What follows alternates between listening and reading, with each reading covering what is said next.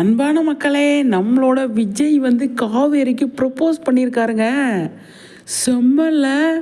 Propose பண்ணியிருக்காரு. காவேரியை தூக்கி செம்மையாக வந்து அழகாக கிஃப்ட் கொடுத்துருக்காரு காவேரிக்கு. காவேரி கையில் ஒரு கிஃப்ட் இருக்குது பார்த்தீங்களா, ஹார்ட்டின் ஷேப்பில். அந்த கிஃப்ட்டு விஜய் தான் கொடுத்துருக்காரு.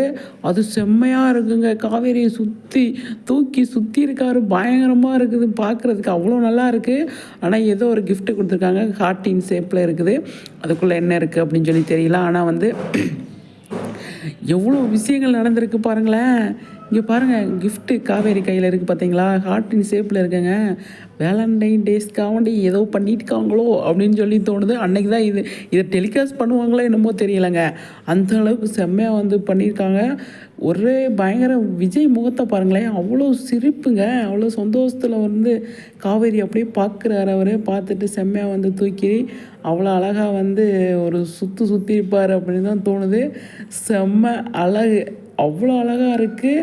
ஆனால் காவேரிக்கு ப்ரப்போஸ் பண்ணியிருக்காரு விஜய் அப்படிங்கிறது தான் அவ்வளோ நல்லா இருக்குது பார்க்குறதுக்கு, செம்மையாக இருக்குது அப்படிங்கிறது தான்.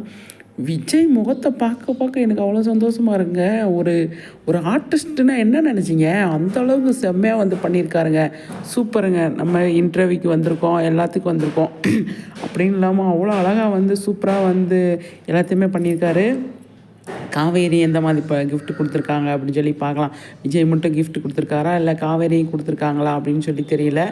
ஆனால் நம்மளோட விஜய் சுவாமி செம்ம, அவ்வளோ ஒரு அழகுன்னா அழகு, அவ்வளோ ஒரு அழகுங்க. அந்த அளவுக்கு ஒரு செம்மையான விஷயத்த பண்ணியிருக்காரு நம்மளோட சுவாமி. அப்பாடா அப்படிங்கிற மாதிரி இருக்குது. ஆனால் காவேரி தூக்கி சுற்றுன்னு சுற்றிருக்காரு. அது பயங்கரமாக இருக்குது அப்படிங்கிறதான். அழகாக ஏதாவது பேசி டைலாக்லாம் பேசிட்டு ப்ரப்போஸ் பண்ணியிருக்க வாய்ப்பு நிறைய இருக்குது அப்படின்னு எனக்கு தோணுது. நீங்கள் என்ன நினைக்கிறீங்க?